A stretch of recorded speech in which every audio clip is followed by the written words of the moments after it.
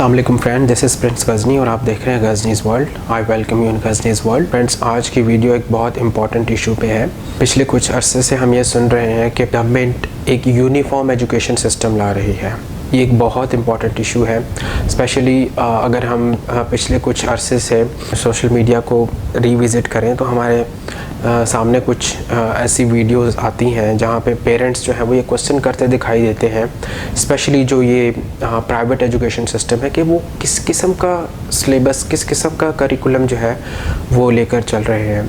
I mean ये बिल्कुल comply नहीं करता हमारे रिलीजियस नॉर्म्स एंड वैल्यूज़ के साथ, हमारा जो कल्चर है उससे बिल्कुल कंप्लाई नहीं करता। और काफ़ी मरतबा पेरेंट्स ने ये इशू रेज़ किया और उसी को देखते हुए गवर्नमेंट ने ये डिसाइड किया था और अनाउंस किया था कि हम एक यूनिफॉर्म एजुकेशन सिस्टम पर काम कर रहे हैं और बहुत जल्द इसको हम अप्लाई भी करेंगे। तो उसी के बारे में एक न्यूज़ आ रही है कि इसी साल 1 मार्च से ऑनवर्ड प्राइमरी तक के जो स्कूल्स हैं उन सब के लिए एक यूनिफॉर्म एजुकेशन, एक यूनिफॉर्म सिलेबस जो है वो अनाउंस किया जा रहा है।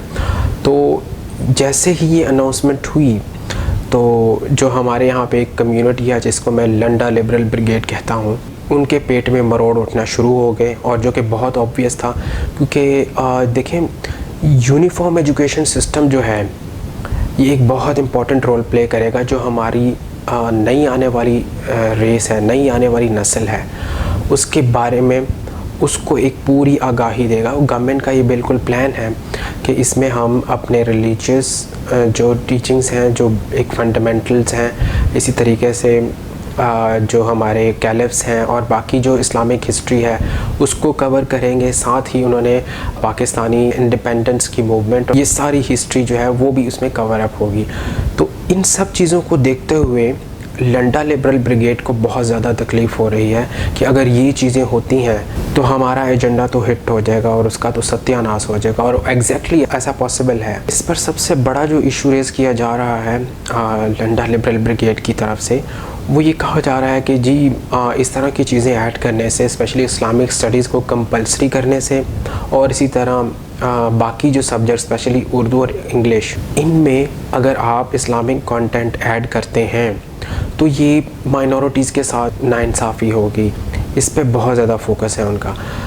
तो देखें फ्रेंड्स, शुरू से लेके अब तक अगर हम देखते हैं, जब हम स्टडी करते थे और इस्लामिक स्टडीज़ पढ़ते थे तो हमारे नॉन मुस्लिम्स फ्रेंड जो माइनॉरिटी से थे वो डेफिनेटली, मुझे अच्छी तरह याद है कि वो क्लासेस से अलग हो जाते थे, बिकॉज़ इस्लामिक स्टडीज़ जो था वो मुस्लिम्स के लिए था। तो इट्स वेरी ऑब्वियस, और किसी के ऊपर ये फोर्स तो मैंने नहीं देखा और ना ही मेरे फ्रेंड्स ने, किसी ने इस तरह की कोई बात शेयर की कि नॉन मुस्लिम्स यानी माइनॉरिटीज़ को फोर्स के साथ जो है इस्लामिक स्टडीज़ पढ़ाई जा रही हो।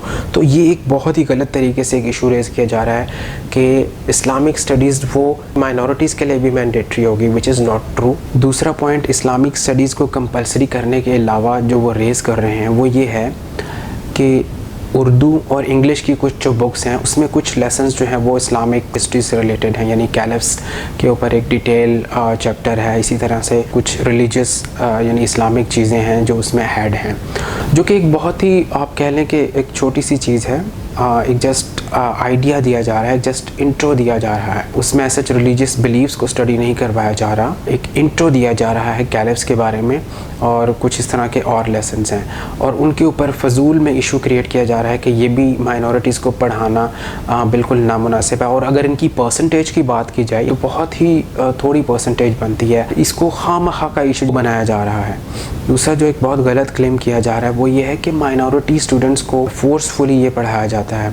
ऐसा बिल्कुल भी नहीं है, स्पेशली मैंने तो ऐसा कुछ विटनेस नहीं किया। शुरू से लेकर अब तक हमारे साथ नॉन मुस्लिम्स पढ़ते रहे हैं, हमारे साथ माइनॉरिटी के स्टूडेंट्स पढ़ते रहे हैं, और उनको जब भी इस्लामिक कंटेंट को डिस्कस किया जाता तो माइनॉरिटी स्टूडेंट्स को कभी भी फोर्स नहीं किया गया इस हवाले से। So this is totally untrue. एक और पॉइंट जो उठाया जा रहा है वो ये है कि इस्लामिक स्टडीज़ जब आप पढ़ा रहे हैं तो बाकी के जो सब्जेक्ट्स हैं यानी उर्दू और इंग्लिश, उसमें इस तरह के कंटेंट को ऐड करने की ज़रूरत क्या है। तो देखिए, गवर्नमेंट ने इसको पहले से क्लैरिफाई कर दिया है कि हम Islamic history, independence movement, two nation theory, national जो हमारी हिस्ट्री है उसको जो है वो उन्होंने बिल्कुल इसमें कवर करना है। तो हमें एक चीज़ जहन में रखनी है कि 97% ऑफ द पॉपुलेशन जो है वो मुस्लिम्स है।